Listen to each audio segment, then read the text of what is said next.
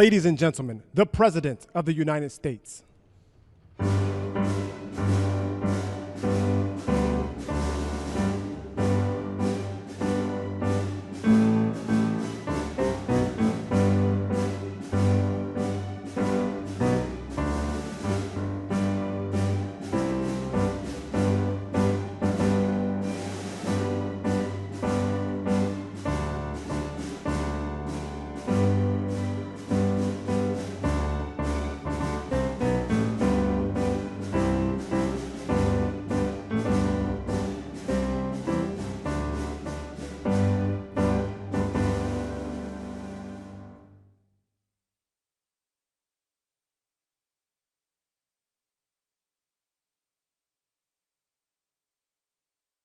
We've had some exciting days in the last week, I would say, mostly good. Some of the things you're reading about in Los Angeles, thank goodness we sent out some wonderful National Guard. They've really helped, and a lot of problems they were having out there. They were afraid to do anything, and we sent out the troops, and they've done a fantastic job. So I want to thank them very much.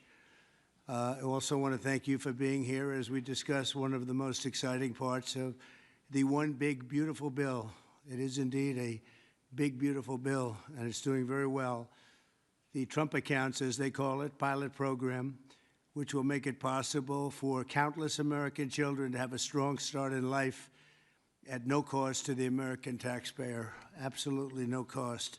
It's going to have a huge impact. I want to thank House Speaker Mike Johnson for number one, being a great speaker, and number two, perhaps slightly less important, for being here today. Thank you, Mike. Along with Chairman Jason Smith, who's fantastic, and Representatives French Hill, August Pfluger, Blake Moore, Rob Bresnahan, and Frank Lucas. Thank you all, fellas. Thank you very much. We appreciate it very much. Thanks as well to many top business leaders from Invest America, CEO, Council. It's been a wonderful council. They've come up with some fantastic ideas. We're putting them into use. They're really the greatest business minds we have today. These men and women lead large, successful companies, and they're committed to contributing millions of dollars to the Trump account. And it's really, it's going to be something incredible for children and for their employees in many cases. Here is how the accounts work. For every U.S. citizen born after December 31st, 2024, before January 1st, 2029, the federal government will make a one-time contribution of $1,000 into a tax-deferred account that will track the overall stock market. In other words, it'll be pegged to an index that we'll pick. Right, Michael? We'll pick it. We'll pick a good one. Maybe you should be the index. I'd like to have that. These kids would be very wealthy if that were the case. That would be a good idea. I think we might do that, Michael Dell. These accounts will be private property controlled by the child's guardians, and in many cases, those guardians will be the parents. We think probably the parents will be the guardians. They'll be open for additional private contributions each year from family, friends, parents, employers, churches, private foundations, and more. This is a pro-family initiative that will help millions of Americans harness the strength of our economy to lift up the next generation, and they'll really be getting a big jump on life, especially if we get a little bit lucky with some of the numbers and the economies into the future. In addition to the substantial financial benefits of investing early in life, extensive research shows that children with savings accounts are more likely to graduate high school and college, buy a home, start a business, and are less likely to be incarcerated. Trump accounts will contribute to the lifelong success of millions of newborn babies.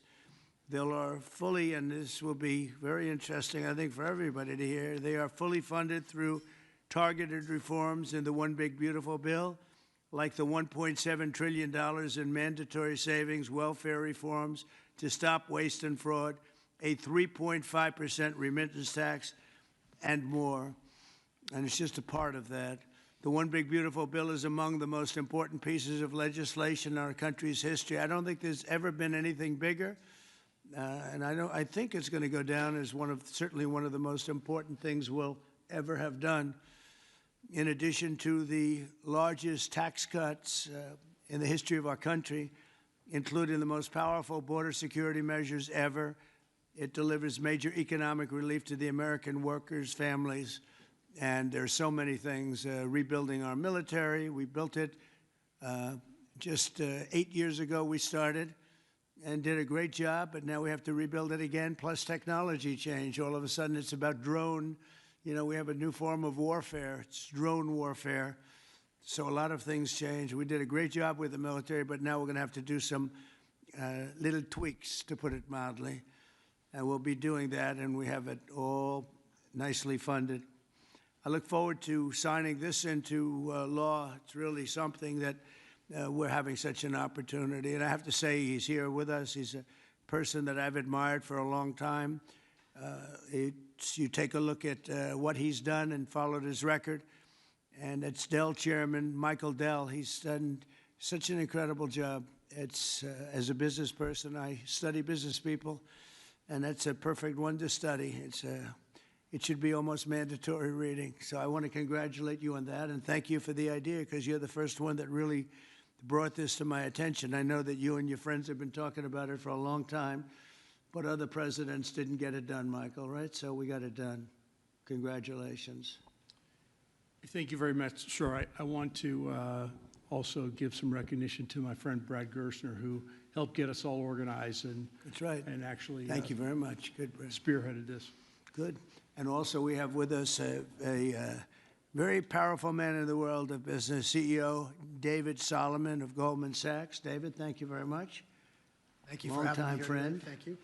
Thank you very much. Uber CEO Dara Khosrowshahi. Where is Khosrowshahi? Right here. Where?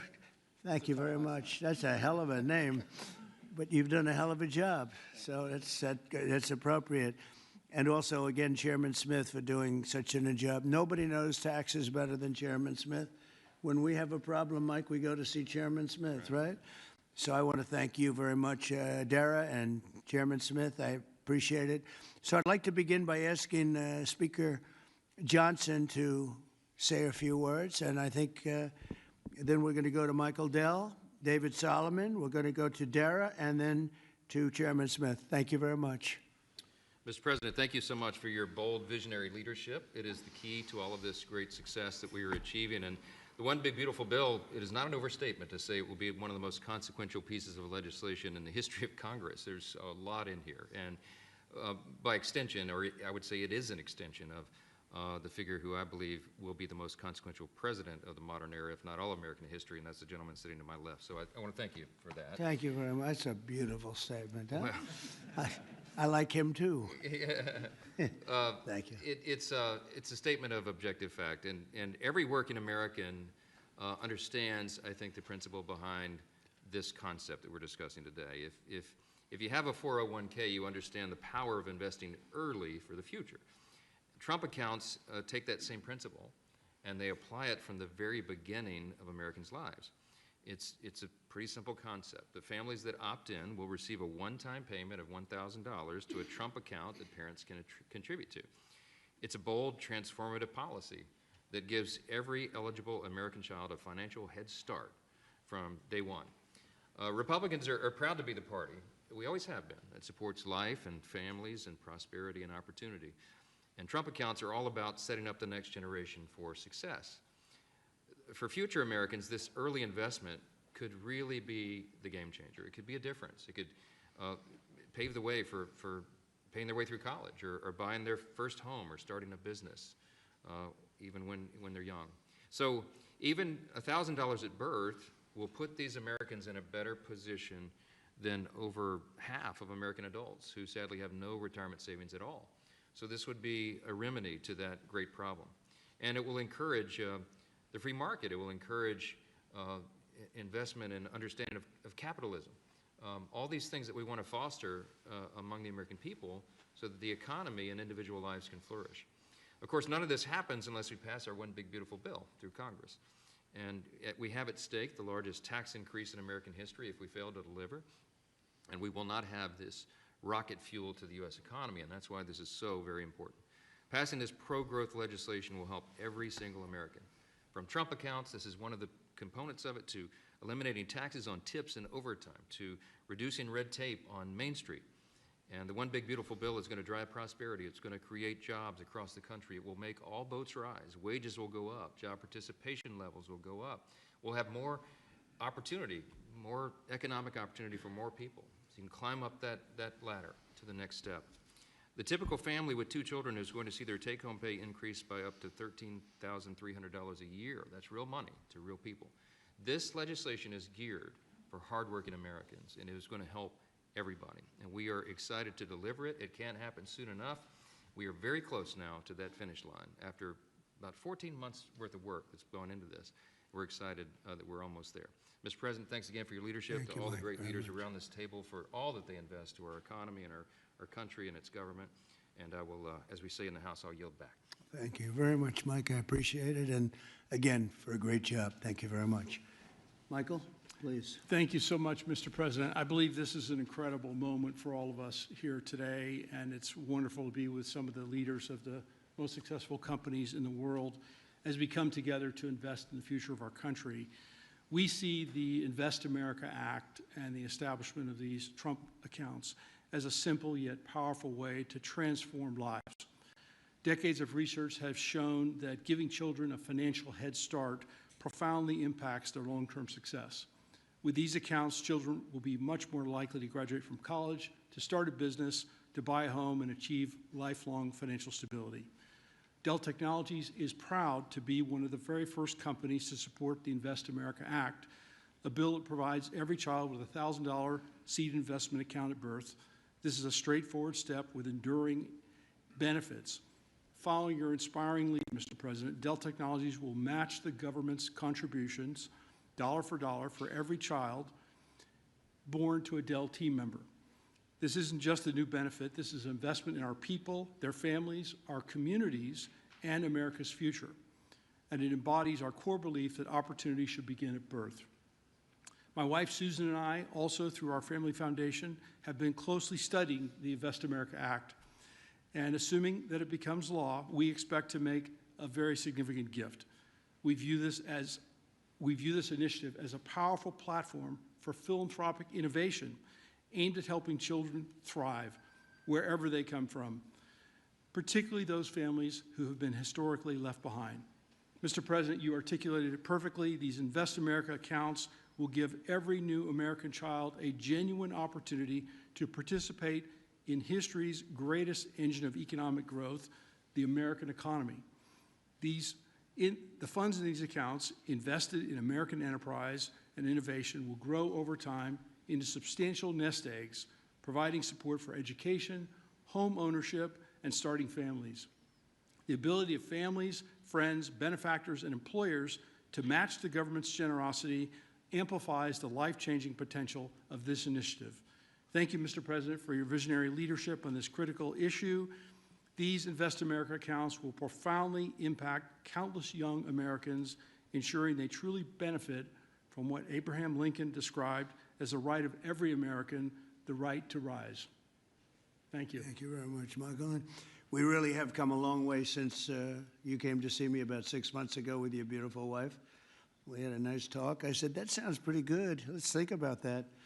And it's everybody I've spoken to about it, they can't even believe it. And because of great politicians and political leaders like we have, I think this is going to go quickly, very well and very quickly. So I appreciate it. Thank you very much. David Solomon, please.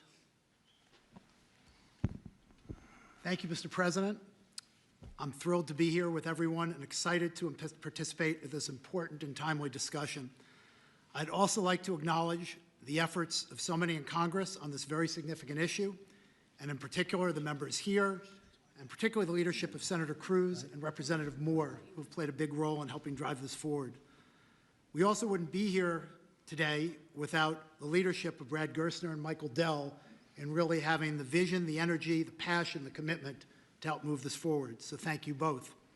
There are many reasons why the United States has the largest and most dynamic and most innovative economy in the world. But one of the most important is the fact that our system of democratic capitalism incentivizes a culture that that does not penalize people for taking risks. In fact, it incentivizes people to have a vision to go out and attract funding that's necessary to make their vision a reality. It is no mistake that many of the most important and innovative companies in the world today started in a parent's garage or on a college campus or in any one of a number of unlikely places in the United States. One of my worries is that our current and future generations of young people don't fully appreciate and aren't as educated as well as they can be on markets and capitalism. And while capitalism is not perfect, it helps fuel the American dream. This initiative gets at the core of binding those future generations to the benefits and the potential of America's great companies and markets. Early childhood investments have far-reaching benefits, and Goldman Sachs is proud to support this initiative. This is an exciting opportunity for public-private partnership and for both communities and companies to invest in young people, the future of America. Once we see the Invest in America Act signed into law, Goldman Sachs would be excited to further support this Invest in America initiative. We believe passionately in our capital markets. They are an enormous competitive strength for the United States, and we know that our economy's future vitality is dependent on young people understanding the power of investing for the long term and sharing in the benefits of ideas that bring value to the lives of people around the world. Thank you, Mr. President, for helping drive this forward, and I look forward to continued partnership on this effort. Thank you very much, David. Dara, please. Thank you. Good afternoon, everyone. Thank you, Mr. President, for hosting us here today. It's an incredible honor to be here in a place that symbolizes the very opportunity that has defined my life. Thank you, Brad. Thank you, Michael, for your vision. We all strive to build something that lasts, and the Invest in America Act is a legacy that is going to last for generations. President Trump, thank you for your leadership. Your support is going to turn this powerful idea into a powerful reality for millions of young Americans. Now, I was 9 years old when I came to this country. My family arrived in America having fled the Iranian Revolution.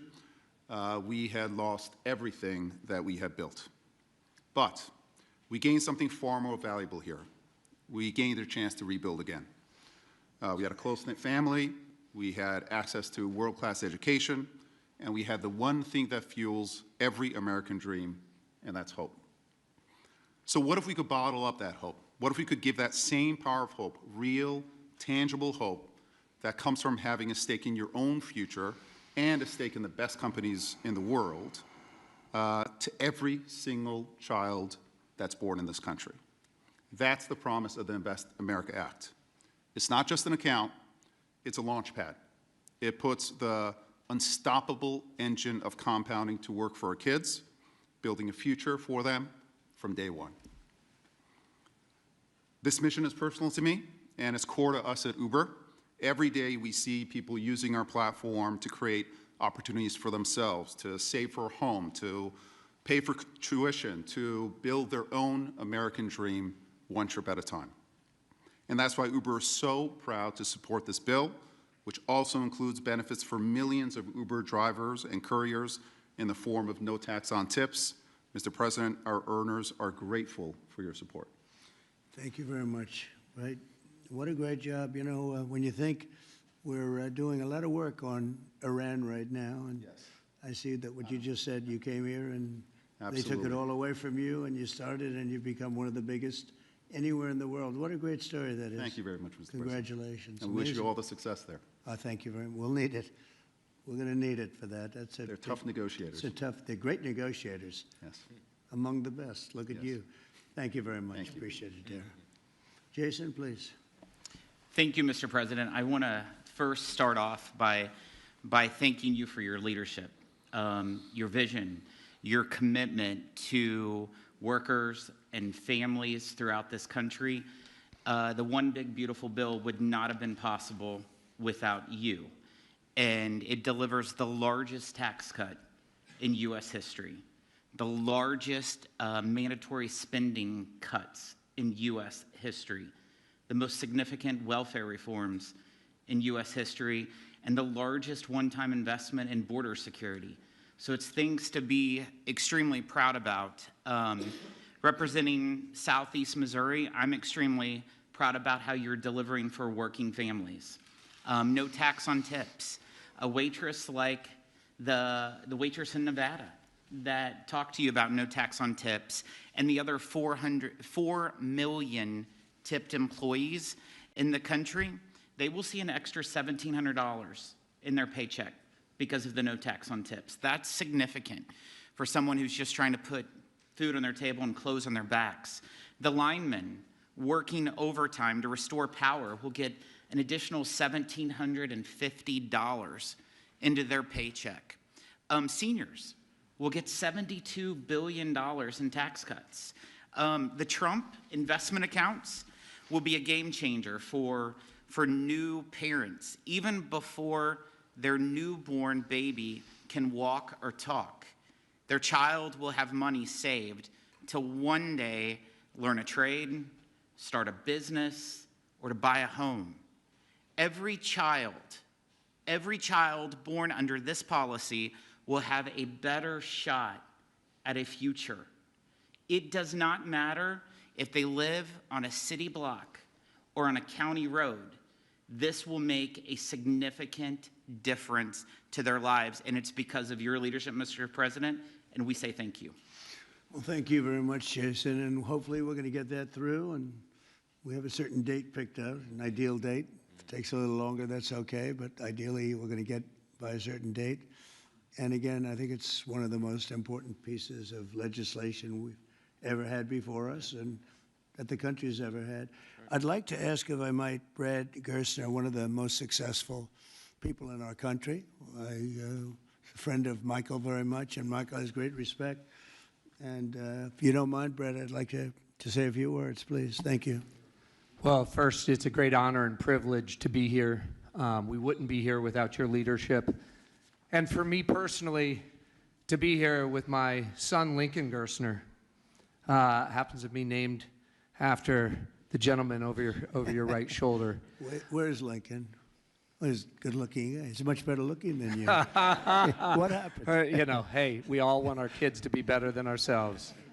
But it was around our small kitchen table that this idea was really born. I started off like Jason Smith in a small rural town in Indiana. My dad had lost everything in 1978 trying to start an auto parts company, and the Japanese were tearing apart our auto industry. We had double-digit interest rates and inflation. Our family mortgaged the house to keep the company going and ultimately lost everything. So I know a little something about starting with nothing. And I know what it felt like that first time you had a little skin in the game, where you thought you had a shot. You went from nothing to something. And like Dara said, that is the great story of America. The promise that there's mobility, the promise we can move up that ladder. But today, we've moved to a society of dependency, right? I saw somebody answer the White House's tweet on this today by saying the answer to socialism is more capitalism. This is more capitalism. This is aligning every child in America with the upside of free markets and the benefits. And that is your Main Street agenda, Mr. President. No tax on tips, that doesn't help rich folks. That helps the people who feel left out and left behind. No tax on overtime, no tax or deduction on Social Security, and the Trump accounts, right, that everybody in this room are here and we've been working so hard on, but would never come to fruition without your leadership. Those will change the game forever. It makes America an ownership society again, because all of those kids will see the benefit of compounding. If you start with $1,000 and $750 is added a year by parents, grandparents, by churches, by the companies in this room who will all contribute to the accounts of the kids of their employees, by the great philanthropists in America. I think $750 is a low estimate per year. I think so. But if you do that, by age 18, Mr. President, these are worth $50,000. By age 30, they're worth $175,000. And if you do it every year of your life, at age 50, they're worth $1 million. You are giving the shot for every American to feel like they're in the game again, part of America with that economic mobility, that dream that led Michael Dell to start Dell Computer in his dorm room, Dara to feel like he had a shot after coming here from Iran, and a couple poor kids from Missouri and Indiana to make it to where we are today. So thank you for your leadership. This would not happen without the reconciliation bill and the work of the many in this room, but spearheaded by the Speaker and Jason Smith, the big, beautiful bill. This is the vehicle to get the Invest America Act passed. So thank you, sir. Oh, thank you very much, Brett. Great job. And nobody knew I was going to call you. He might have done the best job of the group. Got to think about that, Mike. Good recommendation, Michael. Does anybody have any questions? I think it's something that's really got to be talked about because it's somewhat of a miracle that we're close to pulling it off. Please. What's the latest estimate on when you think the big, beautiful bill will pass? We put Independence Day as a self-imposed deadline, and we certainly hope, I believe, we can still meet that. It's up to the Senate. The bill's in the Senate's hands now, but spoke with Leader Thune as recently as last night. He's feeling very optimistic. You see the Senate going through the same deliberations we went through in the House, except we had 14 months to do it. They've got a truncated time period to get that done. But as you all know, I've encouraged my dear friends and colleagues over there, don't modify it too much because we've got a very delicate balance that we reached, and it took us a long time to get there. And we don't want to upset that balance too much. So they're putting their fingerprints on it. I hope it'll be a light touch, and they'll send it back, and we'll get this thing done and get to the President's desk. And really, we have tremendous spirit. I've never seen anything like it. There's just an unbelievable. We'll always have a couple of people. I don't want to use the word grandstanders. I'd never use such a word, but you'll always have that a little bit. But maybe you won't even have that. Who knows? There's tremendous spirit for this bill. I think like we haven't seen very much, Jason, right? We haven't seen too much. So I think it's going to go pretty quickly. Prime Minister Netanyahu, you just mentioned Iran. Did you discuss Iran? Very Did you well. discuss We discussed a lot of the things. Gaza war? Yeah, we discussed a lot of things, and it went very well, very smooth. We'll see what happens. You know, we're trying to do something with a country we just spoke about, Iran. I think you should negotiate this. You might be better. I think I'm going to send you today. What a good idea. This could have been the idea of the day. We'll have Dara get up and negotiate. They are good negotiators, but they're tough. Sometimes they can be too tough. That's the problem. So we're trying to make a deal so that there's no destruction and death. And we've told them that, and I've told them that, and I hope that's the way it works out. But it might not work out that way. We'll soon find out. Yeah, please. In 2020, when you were talking about unrest in American cities, you said, quote, "We have to go by the laws. We can't call in the National Guard unless we're requested by a governor." What changed now? Why is this situation different to not consult with Governor Newsom about this? Well, the biggest change from that statement is we have an incompetent governor. So I talked about governors, but I didn't talk about he's an incompetent governor. Look at the job he's doing in California. He's destroying one of our great states. And if I didn't get involved, if we didn't bring the Guard in, and we would bring more in if we needed it, because we have to make sure there's going to be law and order. You had a disaster happening. And they now admit it was a disaster. I watched the chief yesterday, who's a good man, by the way, and he said, "Wow, we're lucky we did this because they were overwhelmed. You saw what was happening." So we did the right thing. Everybody agrees to that. But you have a governor who let the city burn down, didn't want water to be sent down to him. And I sent billions of gallons of water. I wanted to do it in the first term. He wouldn't do it over. I don't know. They have environmental reasons, but there were no environmental reasons. I think it's just a political philosophy. But it's lucky for the people in Los Angeles and in California that we did what we did. We got it just in time. It's still simmering a little bit, but not very much. Yeah, please. Have you gotten A crime has he committed? I think his primary crime is running for governor because he's done such a bad job. What he's done to that state is like what Biden did to this country. And that's pretty bad. It's the wrong philosophy. Thousands, hundreds of thousands of illegal immigrants, many of them prisoners. They're taking up your health care. They're taking up your space in schools. They're taking up your hospital. And in many cases, they're criminals. And we have to do something about it, and we're doing something about it. I want to thank the incredible patriots of ICE and Tom Homan, who has been incredible, and Kristi Noem, likewise incredible. the job they're doing. And it's like an unforced error. There was no reason for this. 21 million people were allowed into our country, and many of those people were criminals. And it's a shame. It's a shame. But we're getting them out. And I will say, I think it's a 95-5 issue, just like so many other issues, 95-5.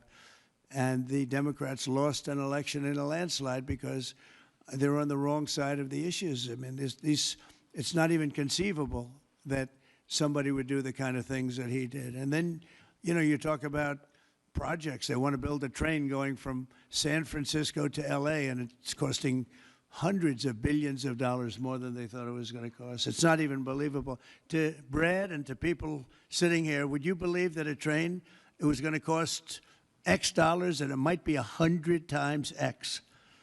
Would have paid for this for about 50 million American children. You're right. 50 million American children instead of a 3-mile train track that never got built. We could have put Lincoln in charge with no experience. He would have done a good job. I guarantee you that. All right, please, Peter. Mr. President, have you gotten an update from your negotiating? Thank you, President Trump. So it seems like Gavin Newsom likes the attention that he's getting right now from you. Yeah, I think it seems like he does. If you look at recent history, somebody who was running for president, you, who got arrested and had a mugshot, you could make the argument that politically that wound up helping you. Are you worried at all at this moment that talking about him getting arrested could be helpful to his political prospects? Because a lot of people think he wants to be sitting right where you are. Well, in my case, it was a witch hunt, and everybody knew it. And I was able to explain that during the process. Otherwise, I wouldn't be sitting here right now. And it was a total witch hunt. It's proven to be a witch hunt, and you see what's happened. In his case, it really is very obvious. You look at what's happened between the fires, I could name 10 things right now. We talk about the trains. We talk about all of the costs in California. You talk about all of the people that are flowing in, destroying life for everyone else. So no, I don't think it's going to help him. I think it's actually very bad for him. And right around the time that we were walking in here, the governor and the state attorney general said that they're going to sue you for sending the National Guard in. They're saying there's no invasion, there's no rebellion. The president is trying to manufacture chaos and crisis on the ground for his own political ends. Federalizing the California National Guard is an abuse of the president's authority under law. Well, you know, it's interesting. You watched the same clips as I did. Cars burning all over the place, people rioting. And by the way, we stopped it. We were able to make it much better, but it still looked pretty bad. And in watching clips last night, people were saying this is really a big problem. And until we went in, if we didn't do the job, that place would be burning down just like the houses burned down. They were in big trouble last night, Peter. You know it. And the night before, and the night before that. And I feel we had no choice. I don't want to see happen what happened so many times in this country. I watched Minneapolis burn. Look at what happened in so many different parts of California. You take a look at what happened in San Diego. There's so many different places where we let it burn. We want to be politically correct. We wanted to be nice. We want to be nice to the criminal. And what you're doing is destroying the fabric of our life in this country. No, we did the right thing. We've been given credit by people that I would least suspect. Why I would say that some of the people that came in and said, thank goodness, they said, some of them, thank God that Trump got involved. And I'm very happy I got involved. And I think Gavin, in his own way, is probably happy I got involved. Yeah, go ahead, Peter. What do you make of the fact that he says, you want a civil war on the streets of America?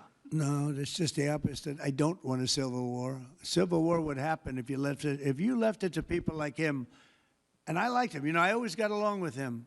Never had a problem with him. But he's grossly incompetent. Okay. In London? Have you gotten an update from your team in London negotiating? What? Louder. Have you gotten an update from your team in London negotiating the China trade talks? We are doing well with China. China's not easy, just like your home country is not easy there. I think we're doing very well. They're over there now. I'm only getting good reports. It's a little early, but they'll be calling in soon. In fact, probably when I get back, I'll have my first call from them. We want to open up China. And if we don't open up China, maybe we won't do anything, but we want to open up China. It'll be a great thing for China, a great thing for the rest of the world. Are you willing to lift export controls when it comes to China? Did you give your negotiators any sort of limitations? We're going to see. Look, China has been ripping off the United States for many years. Nobody charged them 10 cents. No president had the courage to charge China for whatever reason. They didn't want to do it. I took in hundreds of billions of dollars. I put on tariffs on China when I got in first term. And we took in hundreds of billions of dollars. And then I did it again, but I did it for a lot of others. If you look at the stats, the deficit last month was cut in half. Everybody was shocked. I wasn't shocked. I think a lot of the people at this table weren't, because they saw the billions of dollars that were pouring in, and the tariffs hadn't even started yet, just about. They were in cars. They were in some countries at a very minor level. And we cut the deficit in half, and it was a big story a couple of days ago. They said, I don't believe, one of the announcers on a business network went wild, said, I can't believe these numbers. Those numbers are good. The numbers are going to be very good. I think we're going to have a great 4 years. You know, we had the greatest economy in history during my 4 years. I think this one's going to blow it away. Yeah, please. Go ahead, please. Do you have a message for Greta Thunberg, and did she come up on your call with the Prime Minister today? Well, she's a strange person. She's a young, angry person. I don't know if it's real anger. It's hard to believe, actually, but I saw what happened. She's certainly different. Anger management. I think she has to go to an anger management class. That's my primary recommendation for her. Was she kidnapped by Israel, as she says? Was she kidnapped? I find it. I think Israel has enough problems without kidnapping Greta Thunberg. And secondly, are you going to Is that what she said? She was kidnapped by Israel? Yes, sir. Are you going to get rid of the Tesla and the Starlink service that you have here at the White House? No, I haven't heard that. I mean, I may move the Tesla around a little bit, but I don't think we'll be doing that with Starlink. It's a good service. Where are you going to move it to? Move it around. What do you mean? I have a lot of locations. Actually, about the Tesla. I got so many locations that I don't know what to do with them all. About the Tesla, did you ever see Elon Musk get physical with the Treasury Secretary? No, I didn't. And I tried to They ask... did have an argument, but I didn't see it. I didn't see a lot of physicality there. And there was this New York Times report that he did not want to talk about, Elon Musk, that alleged that he, towards the end of his time in the White House, was blurring the lines between recreational use of drugs and medicinal. Do you think he ever had drugs here at the White House? I really don't know. I don't think so. I hope not. Look, I wish him well. You understand. We had a good relationship, and I just wish him well. Very well, actually. Yeah. About aid in Gaza, you mentioned now the flotilla. Do you have a response at all about Israel intercepting this boat? And can you give us an update on what's happening to the entry of aid into Gaza right now? We've had people being shot by Israeli forces who are trying to get aid from the Gaza Humanitarian Foundation. Yes. Gaza right now is in the midst of a massive negotiation between us and Hamas and Israel, and Iran actually is involved. And we'll see what's going to happen with Gaza. We want to get the hostages back. That's all I can tell you. Yeah, please, in the back. Yeah.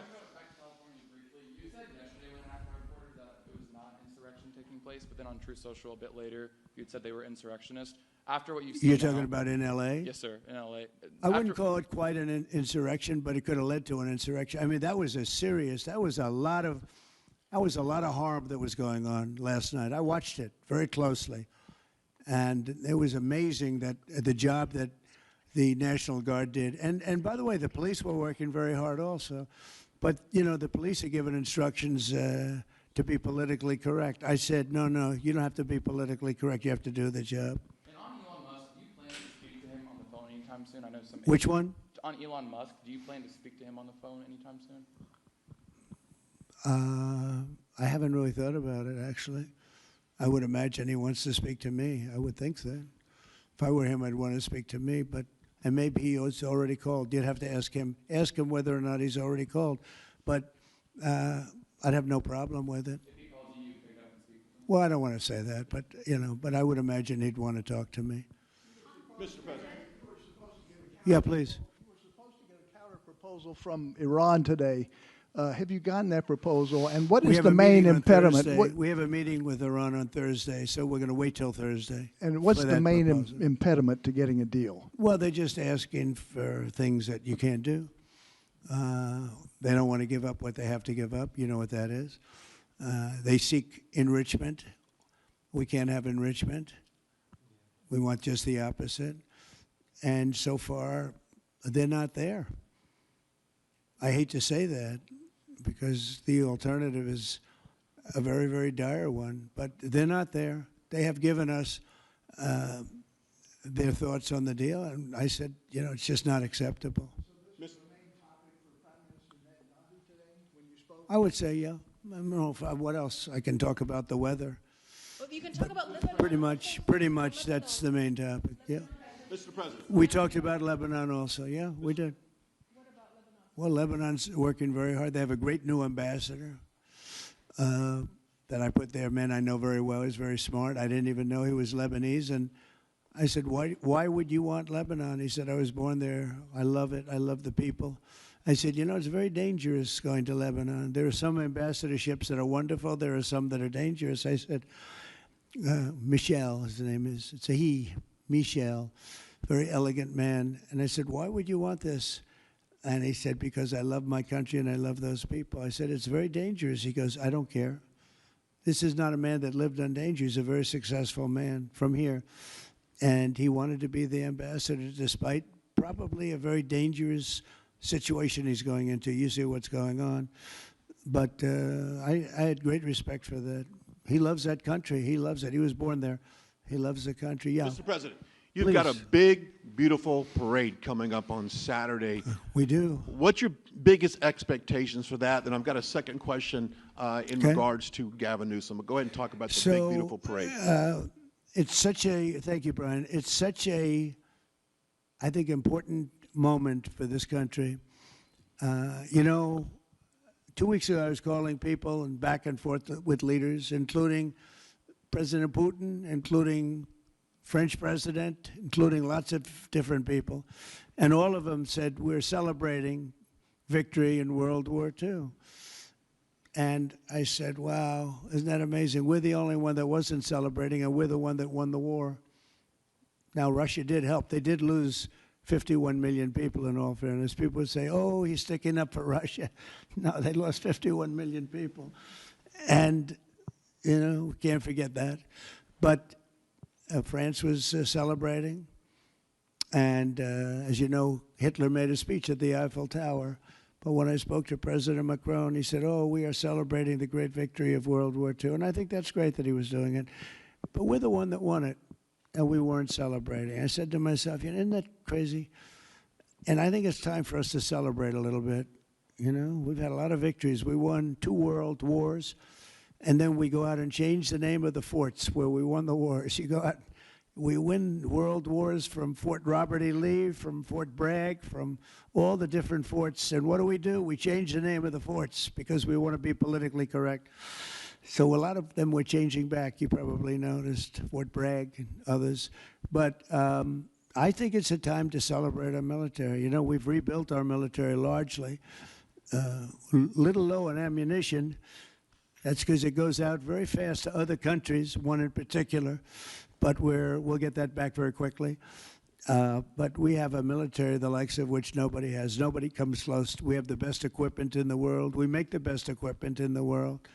There's no military like our military. We showed that with ISIS. I was told by the television generals it would take 4 years to win, and we did it in 3 weeks. And it was headed by General Raisin Kane, who's now the chairman of the Joint Chiefs of Staff. He's great. Just left him. No, I think it's time that we celebrate. And I sort of have to laugh at these people. Well, you know, you're going to spend a lot of money.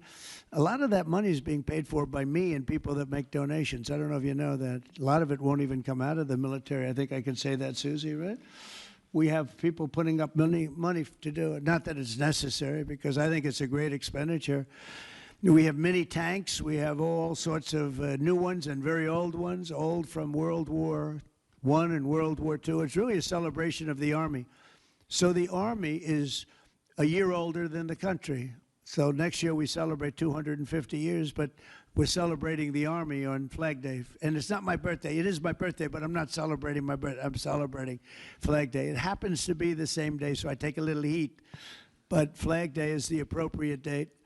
And we're celebrating 250 years of the Army, a great service.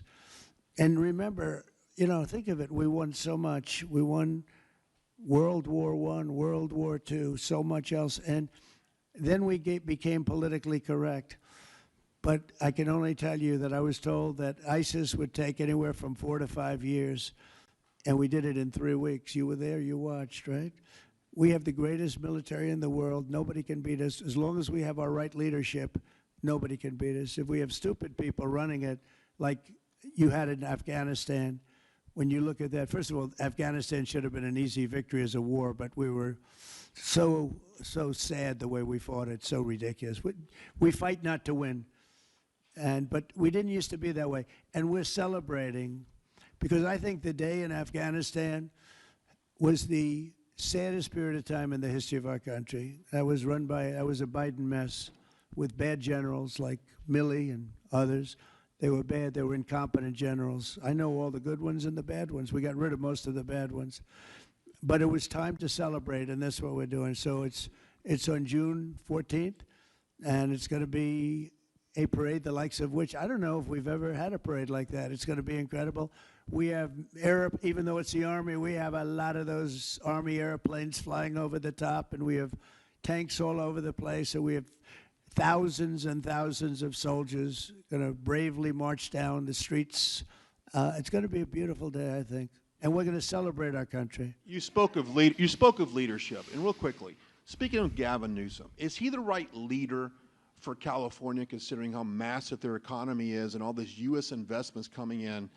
Is he the right governor and leader for the future of California and for U.S. investments? I don't think he is. I mean, I think he's done a terrible job. And, you know, he's a guy, I always got along with him. You look at his past statements about me. I was a great president. I always took care of California, you know, all that. But I'm just talking on results. You look, you know, he has the advantage of beautiful weather, maybe the best weather of any state when you think about it. Beautiful weather, beautiful ocean, beautiful everything. You have all the advantages, and he didn't take advantage of that. And he's let people come in by the millions who are overrunning your hospitals, your education system, and your police. Your police are being overrun. Look at what's happened. He should only be happy I sent in the military, because if I didn't send them in, you would have had a problem there, the likes of which we haven't seen in a long time. Yeah, please. Thank you, Brian, very much. On supersonic flight. Supersonic yes, flight. sir. I know you just signed an executive order on it. Do you want to see a supersonic Air Force One in the next 10 years or so? Oh, well, I don't care too much about that, but I would like to see, you know, if you think about it, flight, the word flight's an interesting word, but it's probably the only category where we've actually gone backwards, because we used to have the Concorde, and we could fly to London, Brad, very quickly and nicely. And today it takes you 2 times and 3 times as long. It's the only thing where we've regressed. By the way, the Concorde, to my way of thinking, to this day, Michael, because you're very much into aesthetics, I know, but to this day was one of the most beautiful pieces of art I've ever seen. It was a piece of art, the beauty of the Concorde. It was the most beautiful plane, but it was you know, got you there in half the time. Now you spend a lot of time, and there's no reason for it. Because, you know, they have the sonic boom. It's not a huge problem, but they have the sonic boom thing pretty well figured out. The technology changes, the change in the skin, the change in weight, all of the other things. There's no reason why we shouldn't do great. So we are making it possible for them to do supersonic and get us back on the track. I mean, think of it, 30 years ago, we actually had planes that flew much faster than we do now. It took you half the time to get to a location. So we've regressed, and we're going to progress. Okay? Right. Sort of an amazing thing, isn't it, though? We've gone backwards. On Wall Street, they haven't done that. If Goldman Sachs was like that, you wouldn't have Goldman Sachs anymore. Yeah, please. Are you going to deploy Marines in California? We'll see what happens. I mean, I think we have it very well under control. I think it would have been a very bad situation. It was heading in the wrong direction. It's now heading in the right direction. And we hope to have the support of Gavin, because Gavin's the big beneficiary as we straighten out his problems. I mean, his state is a mess.